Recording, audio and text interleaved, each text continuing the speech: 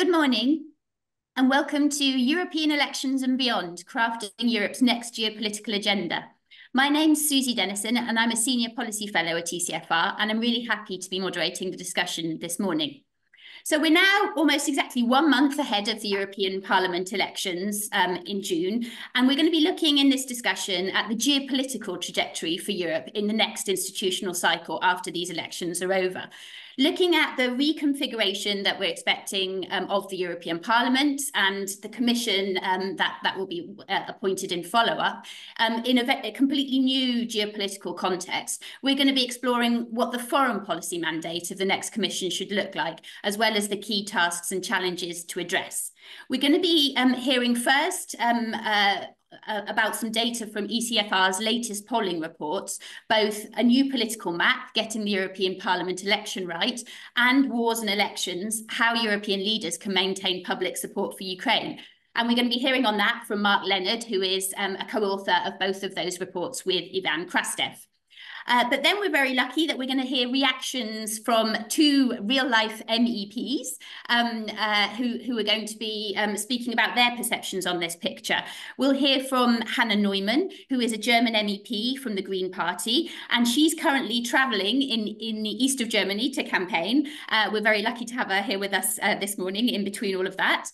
And we're going to be hearing from Javi Lopez, who's a Spanish MEP from the S&D group. He has been in the European Parliament since 2014, and he's chair of the Euro-Latina American Parliamentary Assembly, as well as a subcommittee on security, defence, and other responsibilities. And I think I'm right that he's joining us from Brussels this morning.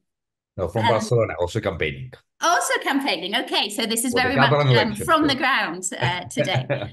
And just to add that we were due to be joined also by a member of the EPP group, Zeliana Zovko, but unfortunately overnight she's had to pull out because of constituency responsibilities. So we will have a slightly less broad set of reactions, but I'm sure nevertheless a very good debate.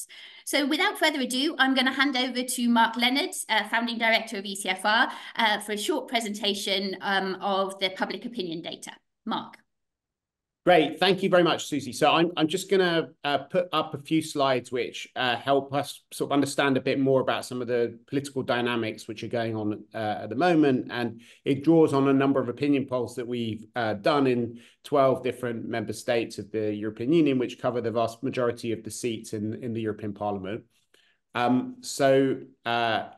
The polling was conducted at the beginning of the year, so it's a couple of months ago, and about 17,000 people were contacted. But before I go into that, I'll start with a report which Susi co-authored, actually, which was a forecast that we published on the European elections, which provides some of the backdrop to this. We published this in January, and it shows how a lot of people expect what the authors of the report called a sharp right turn in these elections. We tried to build a model which doesn't just look at the existing data, which is often coming from national polls, but tried to find a way of predicting what could happen in the European elections. And what this poll showed is that the likely winners in the European elections are the parties on the right. So you can see the ECR and the ID groupings both growing in representation and collectively are likely to be bigger than the EPP group if you put the two of them together. And on the left side of the scale, you see a loss of seats for the Renew Party, for the Greens, and for the S&D group. So you see a sort of shift towards the right, the sort of balance between centre-left and centre-right in the last parliament has shifted somewhat so that there is a kind of right, centre-right majority in the parliament. But at the same time, what you can still see is that the sort of super grand coalition of the sort of mainstream parties is still got a majority in the parliament and is therefore likely to decide on a lot of the allocations of roles, the president of the commission, the president of the parliament, president of the council, and the HRVP. However, it seems likely that this will have quite a big impact on policy issues, particularly around migration, around the green agenda, around sovereignty, and that there is a kind of growing sovereigntist force that's emerging. So that's the sort of backdrop to it. What we try to do is to get behind those figures and understand a bit more about some of the dynamics going on. And I want to sort of look at three core ideas which a lot of pro-Europeans had going into the campaign, and why we kind of feel that they might not be particularly well borne out. So the first is a sort of explanation of what might be driving this move to the right and what the campaign should be about. And certainly in many countries, there is a sort of an idea that the big driving force is about migration, and that fears of migration are leading to this rightward shift, and that therefore the mainstream parties should start mimicking the policies of the far right and adopt them. And what we kind of argue in our report is actually that migration is not the kind of central issue in most of the member states of the European Union. And though there is certainly a feeling in some member states that we're seeing a return of the migration crisis, the migration crisis of 2015 was just one of 5 big kind of crises which have rocked the EU over the last period of time. There's the global financial crisis, which led to the euro crisis. There's the war in Ukraine. There's the COVID pandemic. There's the climate emergency, which have all had a huge impact on the EU. And in an earlier report this year, Ivan Krastev and I wrote a paper on crisis tribes, where we showed that a lot of these crises have created sort of stable political identities, which are shaping the way that people are reacting. If you look at the pan-European data, you can see that actually that the migration tribe is the smallest of the different tribes there. It's quite well represented in Germany and in Austria, but even there, 2/3 of the population or 3/4 of the population are not in that tribe. But in most other countries, it's not the kind of dominant tribe that's happening.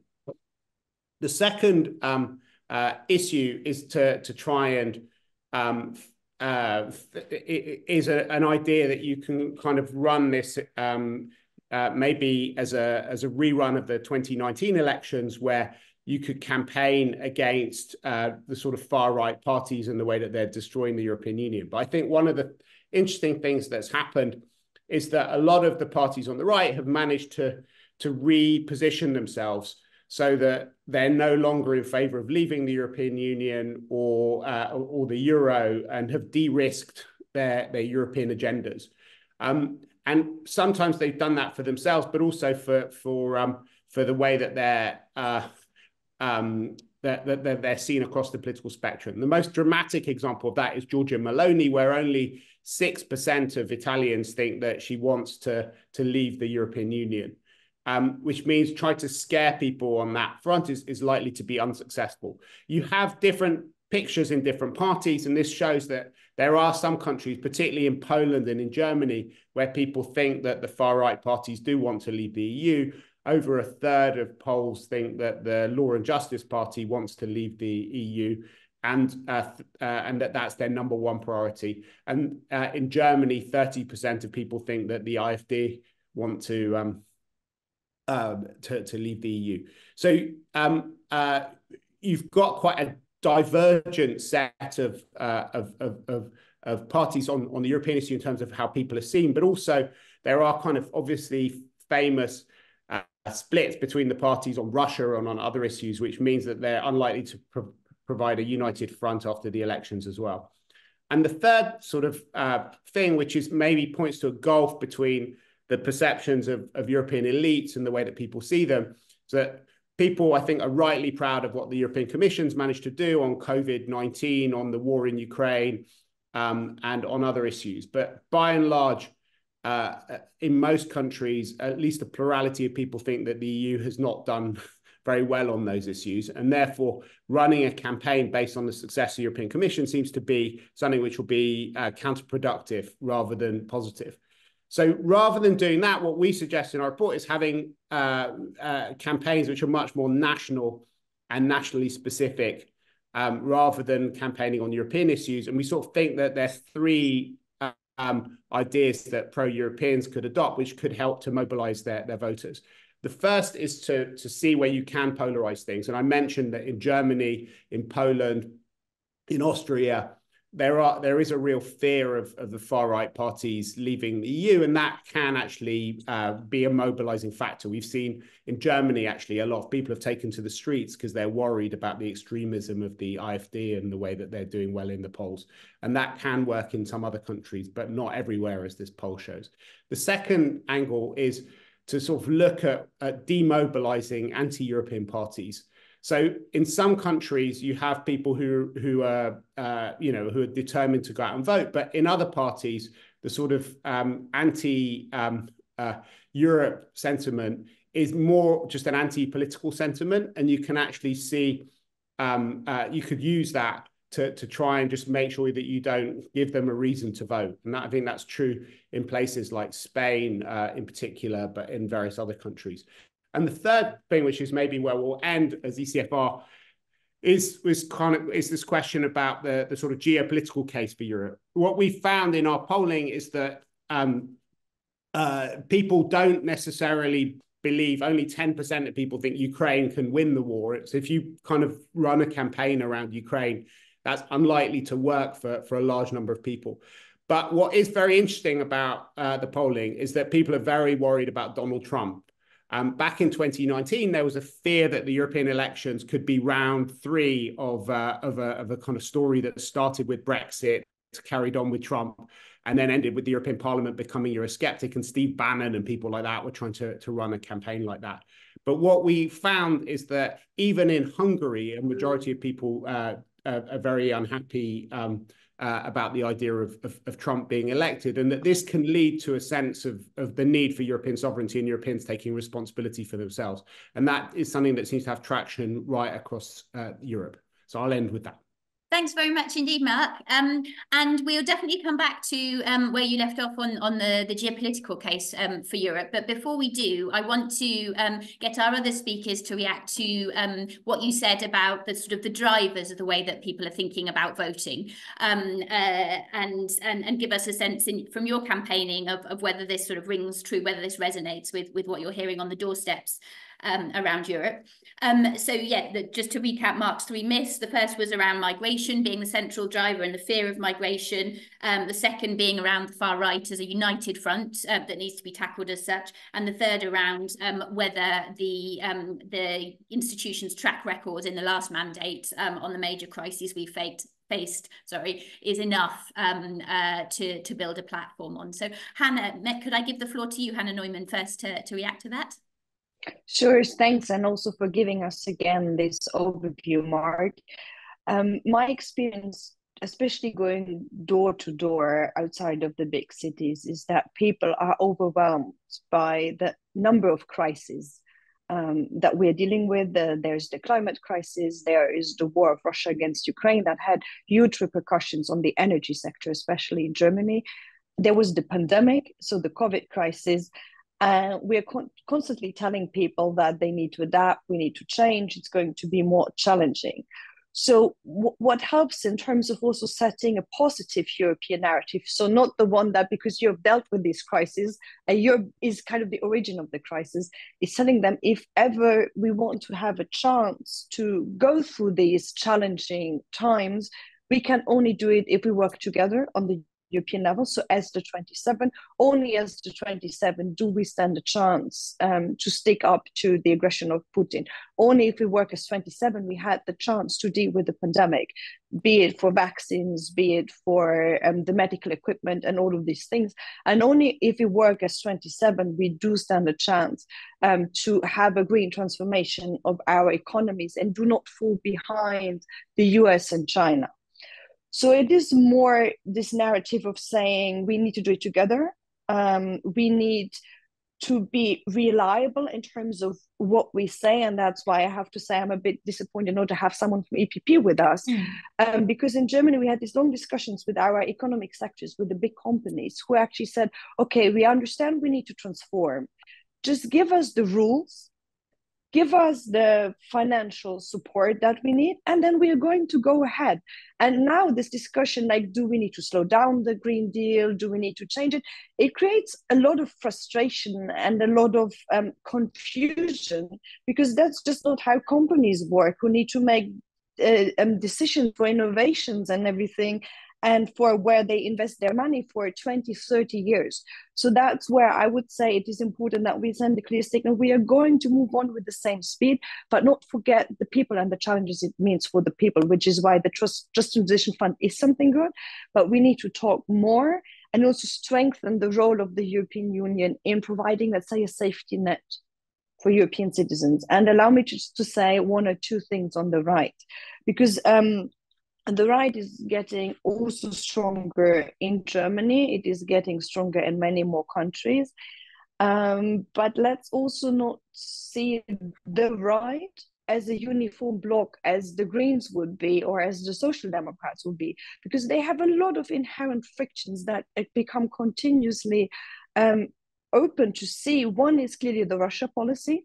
I mean, Fidesz in Hungary basically cozying up with Putin, and PiS in Poland defining themselves as the opponent to what Putin wants. And this will be very difficult to reconcile, especially on the European level, where the question of how do we deal with Putin and Russia is one of the main questions is going to stay for the next 5 years.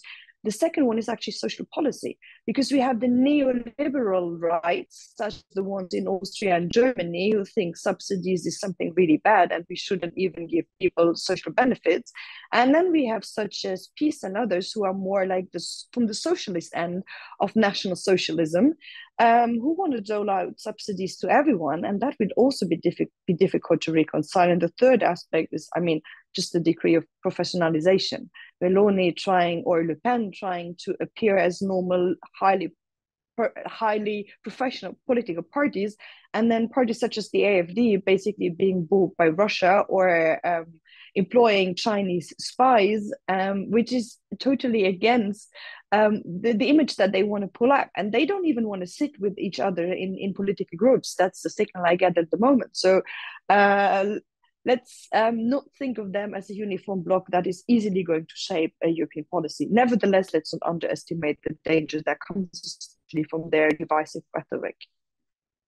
Thank you very much. Interesting reflections, and lots that we'll want to dig into there, I think. Javi Lopez, if I could turn to you now, and maybe it would be great to hear from you on any part of the discussion so far that you want to react on, but perhaps, you know, Spain is going through quite a particular domestic political moment, and it would be great to hear your sort of sense on this issue of whether or not leaning into polarization is a good thing to do in this environment, and perhaps also Hannah's point on the need for a credible social offer from the European side to operate in that environment.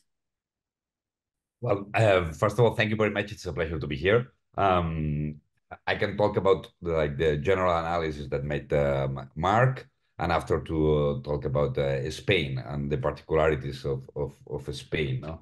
I listened also Nacho Torreblanca, your podcast this week, talking about the case of Spain, no, and what is going on in our politics, and how it's like politics that couple to our economy, no, because now Spain is performing really well in our economy, like 2% of growth, and the best big economy in Europe, but at the same time we have really ugly like politics.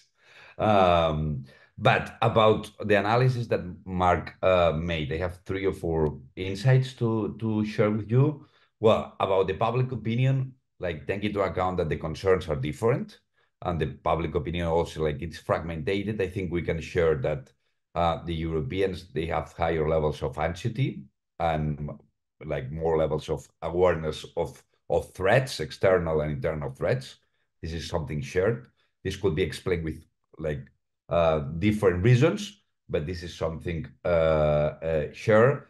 And these higher levels of anxiety and this awareness of threats could push them to more far-right, radical right positions. This is one of my thesis, I will say.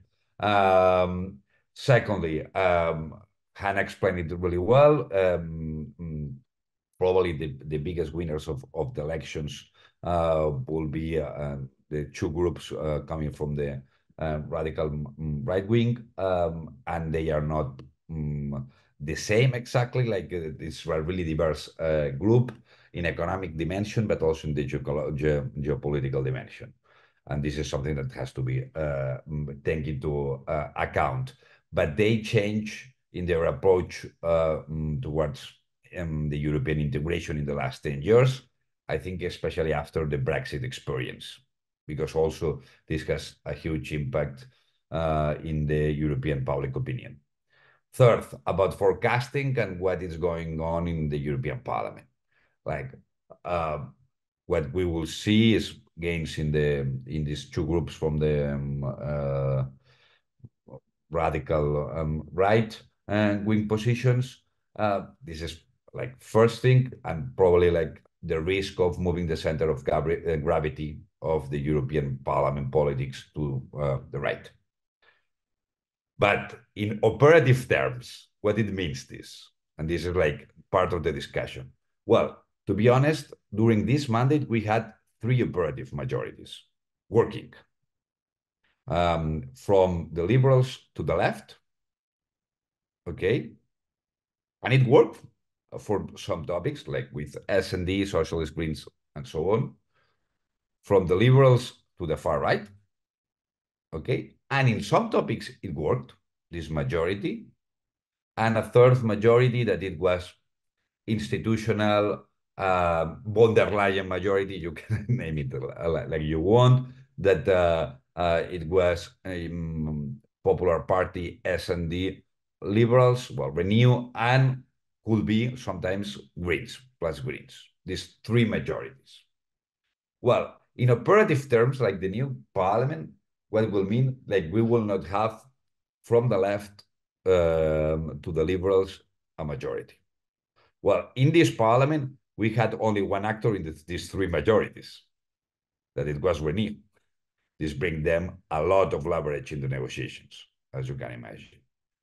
And also, even if you are not using it, because sometimes you are not using it, but for example, all the European Green Deal during the last year, it was used with this left to the Liberals majorities. It was useful to have leverage in the negotiations with the Popular Party.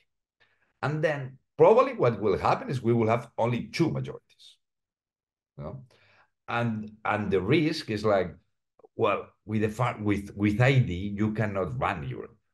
Like even like with the majority of ECR, you cannot like select like all the commissioners and like the big institutional decisions. Can I just push you for the less informed participants in this webinar than you to just say a couple of words on the types of issues where you can see this kind of lack of easy coalition becoming an issue? My understanding is correct that the kind of the liberal to the left coalition, which will be much harder to achieve if forecasts are right about the new parliament. We're looking at kind of foreign affairs, we're looking at sort of budgetary affairs, we're looking at aid. It's these kinds of questions, or?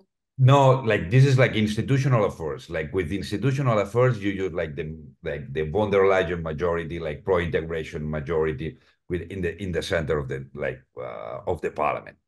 To run Europe, I will say, like budget, like decisions like of the president of the commission, commissioners, like the big decisions. But it was useful for some topics on one side, and on the other side, these 2 alternative majorities. The point here, and like the risk, I will say, like with the new scenarios, like to have an institutional majority on one side with the central groups, and also like the possibility that the EVP tries to use a political majority with the far right to some policy areas. Migration, like green agenda, sometimes security. And this is like, and if we are moving to that this is another kind of dynamics in the European Parliament, another kind of a scenario. Also, I would say our challenge as groups, it would say to the EPP, okay, like if you use this institutional majority, you have to use this a majority to design policies with us, no? But this will be after. But like the arithmetic will change the dynamics of the parliament. This is something that we already know. Thank you very much indeed, and hopefully, even though we don't have EPP members on the panel, we've got lots of people involved in this webinar who'll follow up and hear these messages about the way that majorities need to be formed. We're going to focus now on the sort of the geopolitical dimension, and I want to ask you all for your sense of kind of looking at the last slide that Mark showed. But Mark, feel free to get involved in this discussion too. Sort of how does the transatlantic framing, which so preoccupies those of us kind of working at policy level, if you like, and the spectre of the US elections coming up in November being almost more pivotal for the type of Europe and the type of approaches that Europe will be able to take after 2024 than our own June elections. How is that resonating in the discussion with voters? And what, as a result, do you see as the sort of the geopolitical priorities for the next institutions coming out of this? And I should also flag, before I give the floor to speakers, for those participating in the webinar, not in the panel, please feel free to use the Q&A box to throw in questions, and then I'll come to them in the next round and stop abusing my role as chair. I can see that one person's put a question in anonymously, but I think I know who that is from the ECFR staff, so I want to encourage everyone to participate. So Mark, do you want to come in first on this question about the geopolitical priorities for the institutions? Sure. I mean, I'd be very curious to hear what Hannah and Javi are finding on the doorstep. So, but what our polling shows, I think, is that for the last few years, people have been more aware of a lot of the crises that are taking place, and that has led to a growth in desire for European sovereignty and a sense that Europe is a community of fate. So we've seen sort of rising awareness of these issues. We've done a lot of very detailed work on Ukraine, and there we sort of found a slightly mixed picture, where on the one hand, I think people are much more pessimistic about Ukraine's ability to win the war, but at the same time, they don't want to appease Russia, and they don't want Ukraine to be defeated.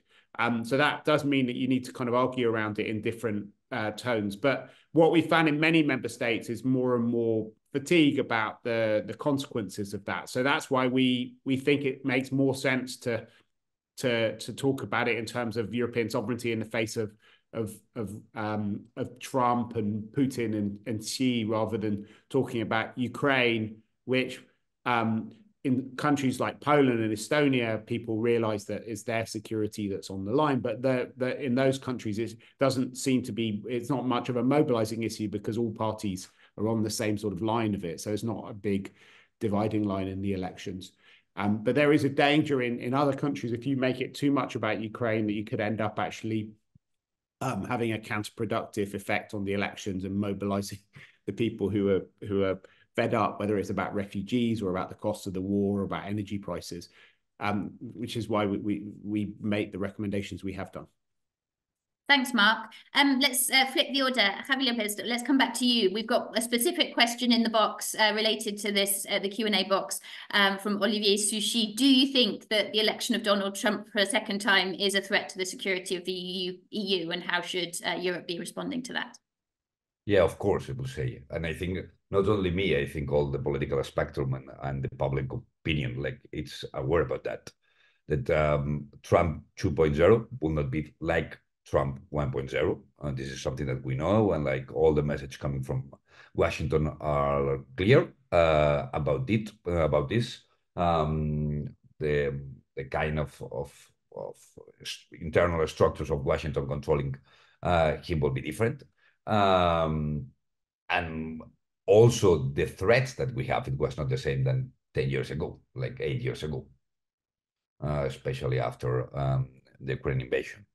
And this is something that we already know, and this will push us more to like working in our capabilities, in our own defense, and take into account that we have to take responsibility of our security. The Atlantic bridge, an umbrella, and obviously NATO. It will continue being the pillar of our security, and this is something that will not change. Like, even if Trump is there, even if USA is not in NATO, I will say. But we have to work, and this is like a new consensus in Europe. We have to work in our capabilities. We have to improve our framework of decision regarding security and security and foreign affairs. We have to work in our industrial defense policy and like spend more European, coordinate better our capabilities and resources. I will say, like, to do all of this, we have to like deal with three realities. Like, first of all, I would say, like, French sovereignism, that like they love European policy, but when it's their policy, the historical German mercantilism, I will say. We saw a switch on that the last years, but this is a reality. And in some Eastern countries, like Atlantic dependency, when it's regarding security. But dealing with this, I think we can move forward.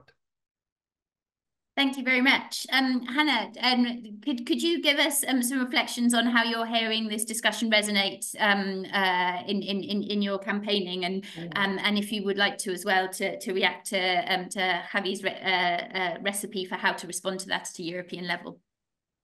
Sure, I can. I mean, the main foreign policy topic that everyone is occupied with and everyone is interested with is clearly the Russian aggression to Ukraine, and also its impact on the European Union. And what I hear most of the time is, but we need to talk to Putin.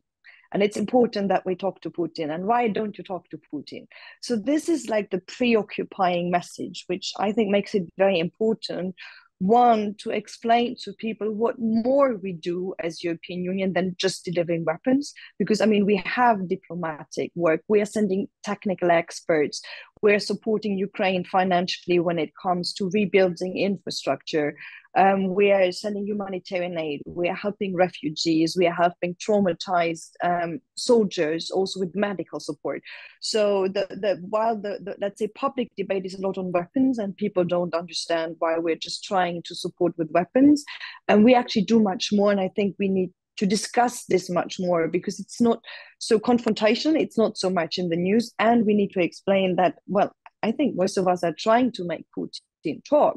Even Turkey tried, even China tried, but it's Putin who doesn't want to talk, and it's Putin who is the aggressor, because if Putin would stop fighting this war, the war would be over. If Ukraine would stop fighting this war, there would be no more Ukraine. And it's often that with these very simple terms, I think we can make people better understand also what is at stake, and also explain the bigger danger it would have on the international level if Putin would get away with it, because it would send clearly the signal that the international order, which allowed us to discuss to some degree demilitarization and all these aspects, is gone. Then everyone just has, if it's the let's say the rules of the strongest again, and not the strength of the rule of law, then we're just going to have everyone and building like needing to buy a lot of weapons, defend themselves only with weapons. And this is the whole bigger picture which is at stake, which I'm discussing a lot, including the fact that if you take Putin's language serious, and we should have done that much earlier, he's not going to stop in Ukraine. He speaks about the big post-Soviet era, which for sure includes Poland and most likely even east of Berlin. And that's when I catch some interest on why we're actually supporting Ukraine in this war. I totally agree with Javi on the Trump assessment. I mean, it is clear our preference always has to be to keep US in NATO and to have this transatlantic defense and security union, strong, working together, defending each other, because we are just going to put much more defense equipment on the table. It's going to be much bigger deterrence, and it's a task sharing. And that's how we all would like to have it. Nevertheless, it would be naive not to prepare for a second Trump and not to take him seriously, which is why we need to step up the European commitment.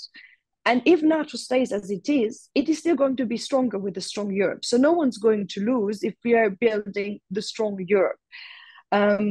Building the strong Europe, and Javi and me, we worked on a lot of files together, is, let's say, let's make member states move from their speeches to action. Because everyone speaks about European autonomy and strategic sovereignty and the European army and whatsoever.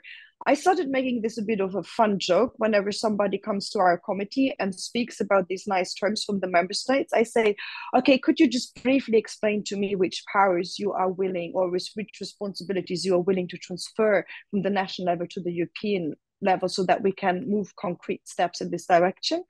And there is still silence. And it is nitty-gritties that we need to do right now. We need to produce together to save resources. We need to procure together, so we are stopping being in competition with each other on the very tight defense market at the moment, which just raises prices, but doesn't give us more security if we do that.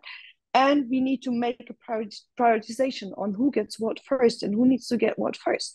And even that, and really, this is not rocket science. We even have the European Defense Agency, they can do it. It's impossible. If I go to my Ministry of Defense, they think it's a revolution. Just doing these small steps, and that's where we need to move. And the last aspect is cyber. When it comes to cyber, we are at war with Russia and China. They are attacking our facilities. They are attacking our companies with espionage. And if you had a tank standing in your hospital, imagine how the outcry would be. Imagine how we would scale up in terms of security. But basically, with cyber attacks, we are having tanks standing in our hospitals. And here again, especially in the digitalization, you can reach so much economies of scale if you work together rather than 27 member states building up their own cyber defense.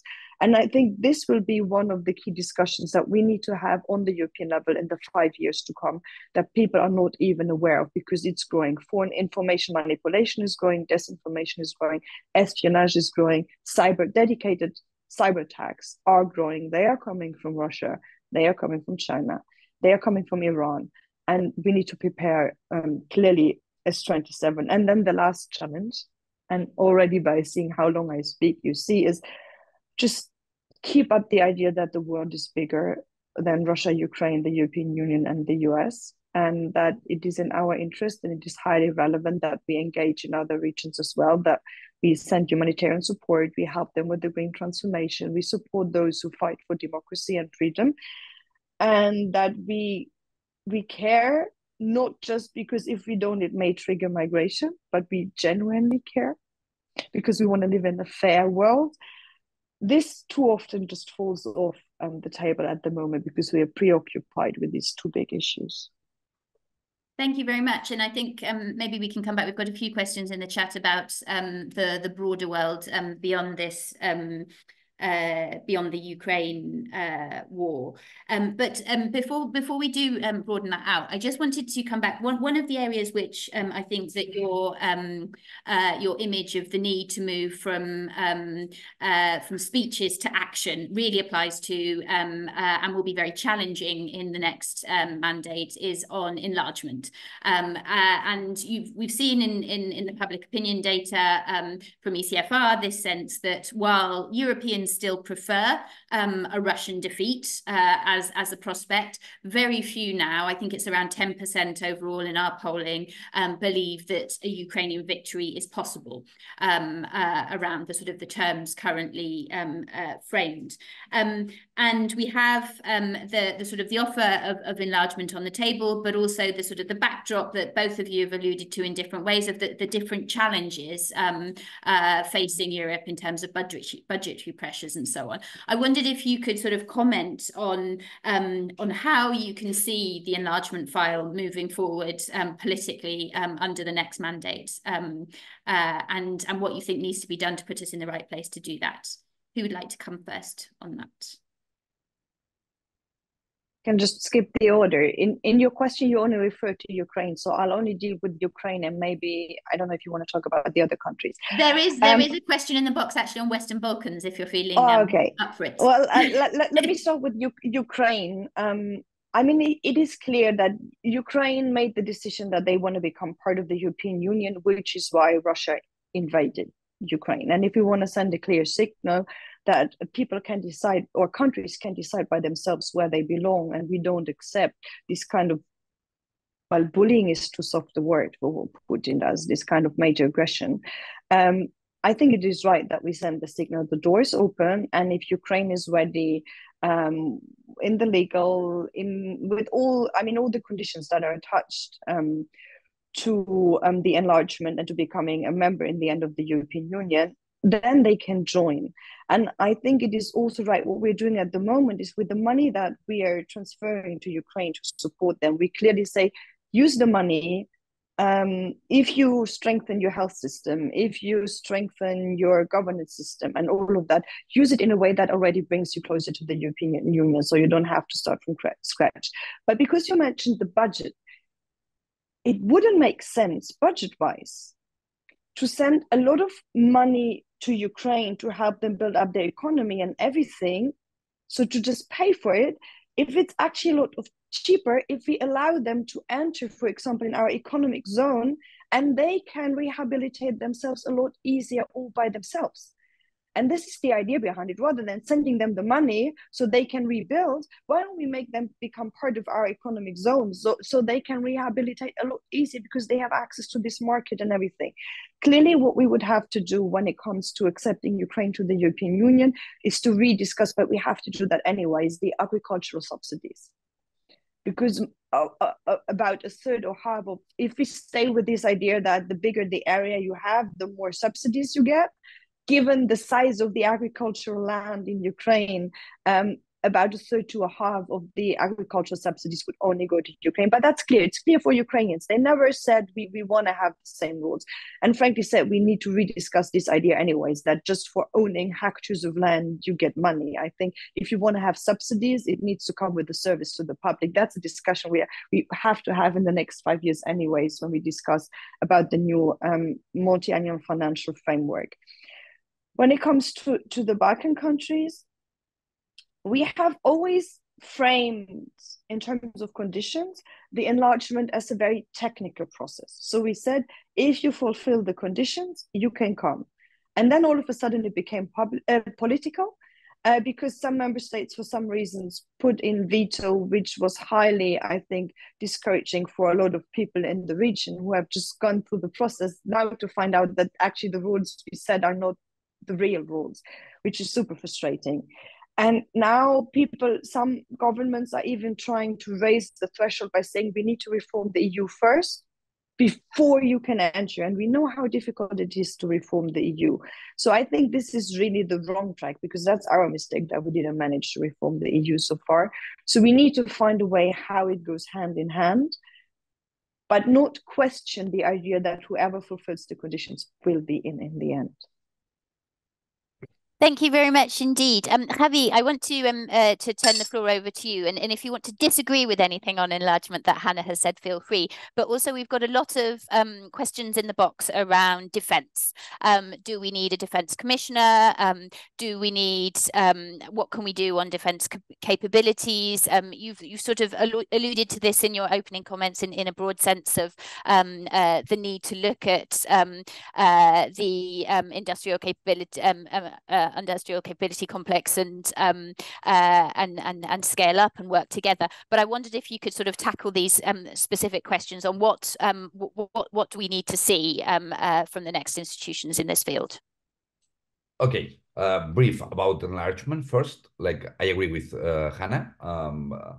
What I will say is, well, we have to be ready to have new members probably after 2030. This is like the horizon that we should work on inside the EU. But to do that, we need to work now a lot. And the next mandate, I would say, I don't imagine like a block entrance as we saw 20 years ago. Probably it will be more a gradual, like gradual new members of the EU, and then we have the Western Balkans, and after Moldova and Ukraine.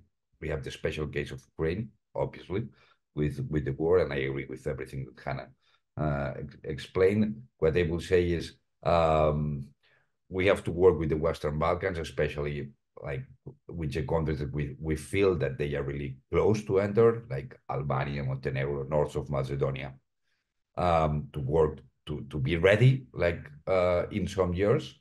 And in parallel, like I will not say like as an excuse, like or a condition, but in parallel, we have to be ready to be a different Europe when we will be the Europe of 30, 32, 34.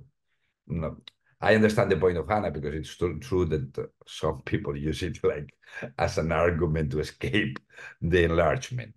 But in my case, I say, okay, no, we have to work, and I will say 3 elements: more functional framework of decisions. This is something that we need, like to improve our capabilities to ensure the rule of law inside the EU. Because we are better like influencing the countries that they want to go in than when you are in. This is a reality. And third, an investment instrument.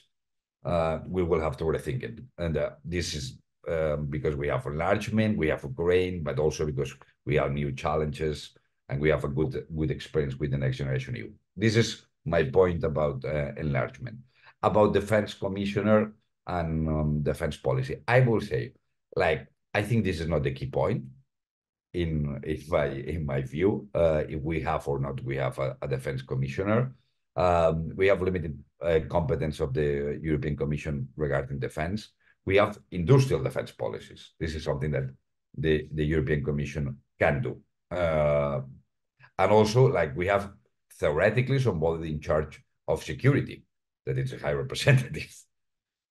And then I don't know what would be if we have somebody like in charge of defense and then somebody in charge of security, and so on.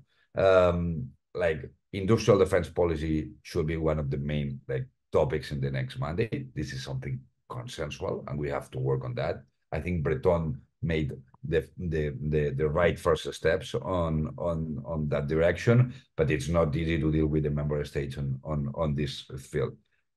Something that we need, this is like more collective like action regarding foreign policy and defense in the European Commission. This is something that we need, less vertical. Secondly, better coordination between the people who is doing foreign affairs in the EU, like especially the President of the Council, the President of the Commission, and the High Representative. I appreciate the work that they made, 3 of them, but at the same time should be more coordinated. Thank you very much indeed. We're moving into the last 10 minutes of the session, so I'm going to sort of pretty much close the box as it is, because it's quite lively already, and ask you to kind of to come in on different issues, but feel free to sort of interact with each other in your answers. Mark, I wanted to come to you with a question from one of the participants about whether or not the green lash is real. Is this something that is just a construct of the far right, or is this something which voters genuinely feel? It would be great to sort of hear your reactions from your work on that, and then we can also put that to other participants. You're on mute. Thank you very much. I think it is real, but I think it's become one of the central mobilizing planks of a lot of people, particularly on the right of the political spectrum. And it's very interesting to watch how people are waking up to it. In the UK, Nigel Farage is like one of the most brilliant political entrepreneurs. And he went from being anti-European to being anti-migrant to being anti-COVID stuff. And recently he's been talking about having a referendum on net zero.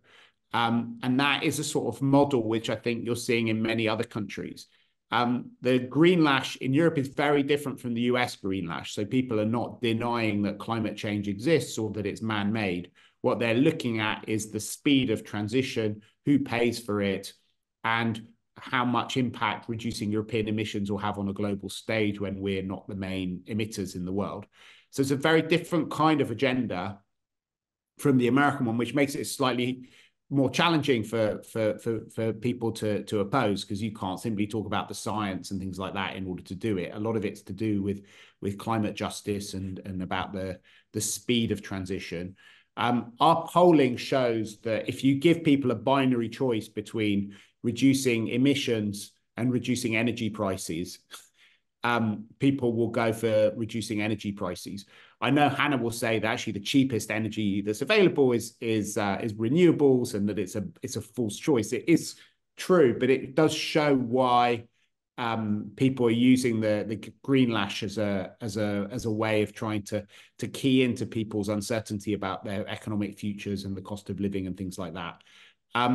So I think that is a big challenge, and I think it shows why issues about just transition and climate justice and how you spread the costs of the energy transition are particularly important for people who want to make the case for carrying on meeting our targets. Because if not, you will get stuck in that binary rather than actually being able to show the best way forward is about not just for geopolitical terms, but for climate terms, but also in terms of economic terms to have the transition.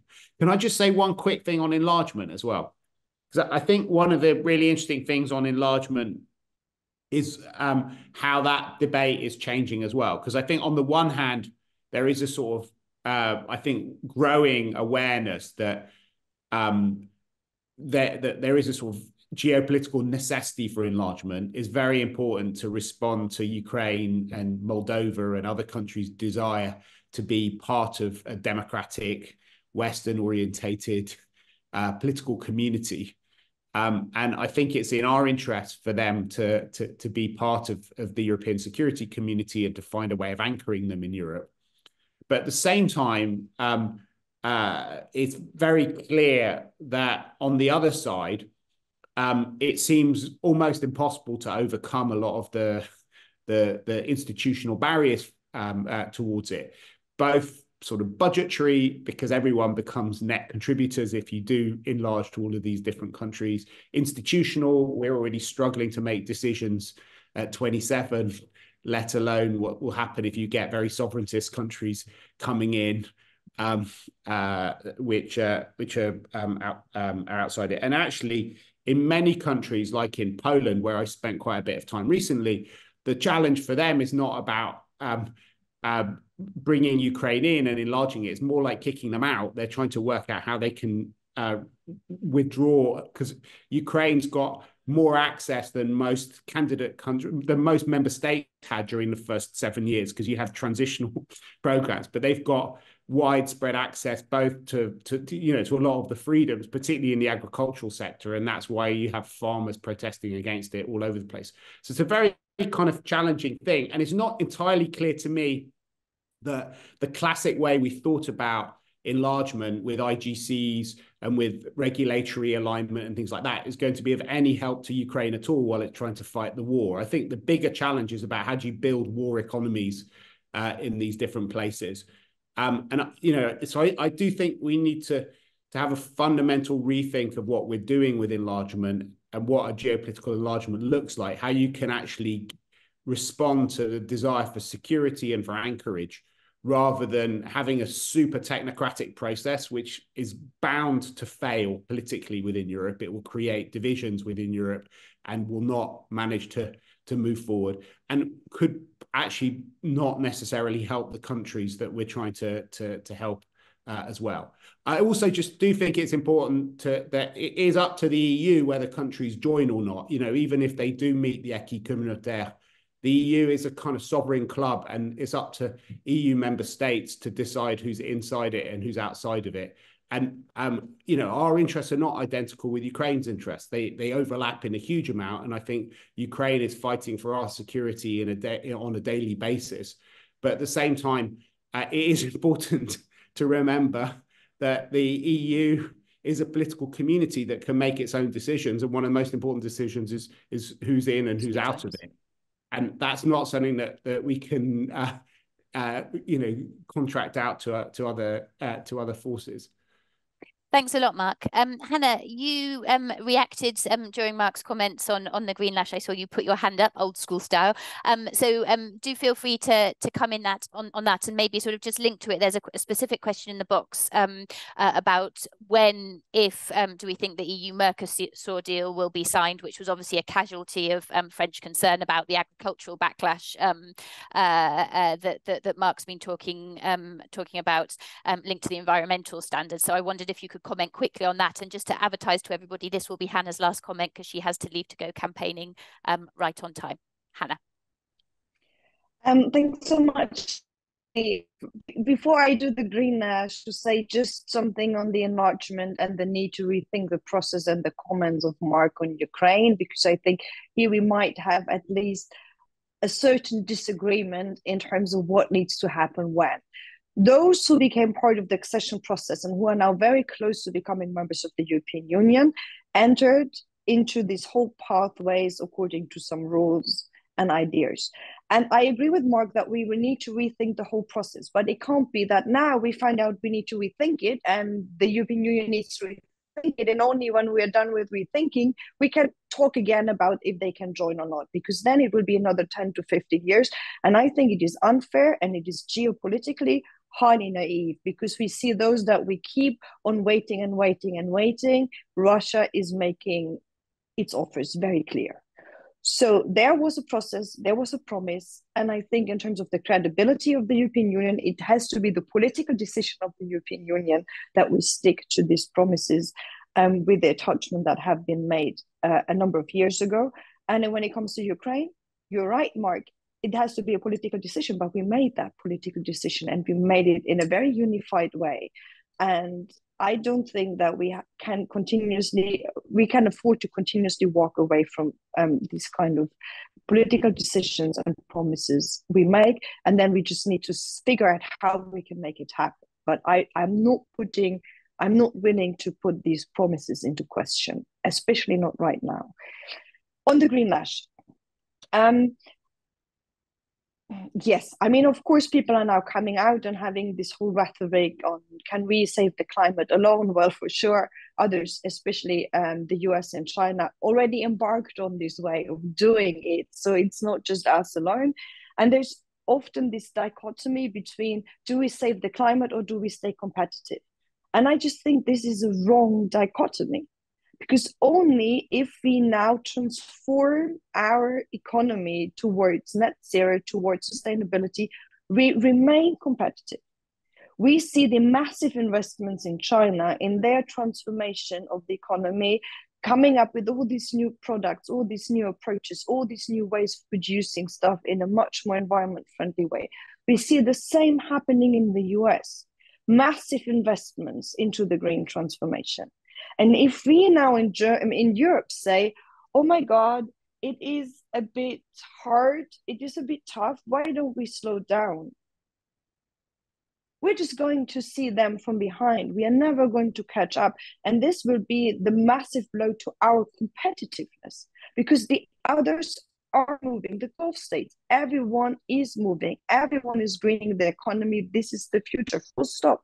So either we're going to become part of the club, maybe we can still shape because we have this 500 million, this high innovative power and all of that, or we're going to be left behind. So I just really caution everyone to fall into this cheap trap that the right has set up to discuss it in terms of either or. It's either we are going to green or we're going to be doomed.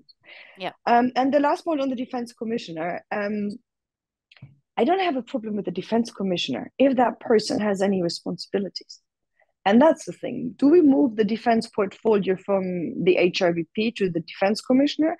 Do we move the defense industrial base portfolio from the from Breton to a defense commissioner? And are member states willing to do stuff together? And will this be coordinated on the European level? Yes, then we need a defense commissioner. because it doesn't make sense. Like when we did the presentation of the European Defence Industrial Strategy, where we had basically 3 commissioners, each and every one showing why they are the most important ones on the fights. That's for sure not how we're going to move ahead. So if we bring all these competencies together under commissioner, I'm fine. But at the moment, I don't see that anyone is willing to give up competencies. And then to have a commissioner with no portfolio doesn't make sense at all. Yeah. Okay. Thank you very much.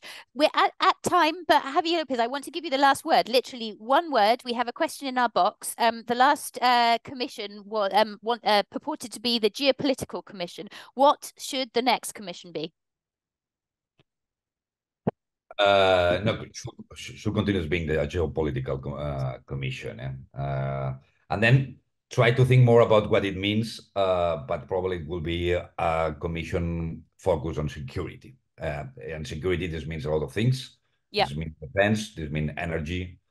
This means industry. Very good. A good fudge, but nevertheless a clear answer. Thank you very much indeed, and thank you to all 3 of our speakers for a really rich discussion. We could have covered many more subjects, as the Q&A shows, but colleagues have put up links in the chat box to various publications that have been referred to, and I hope that we'll keep this conversation going in other forums. So good luck with the campaigning to you both, and have a good day, everybody else. Bye-bye.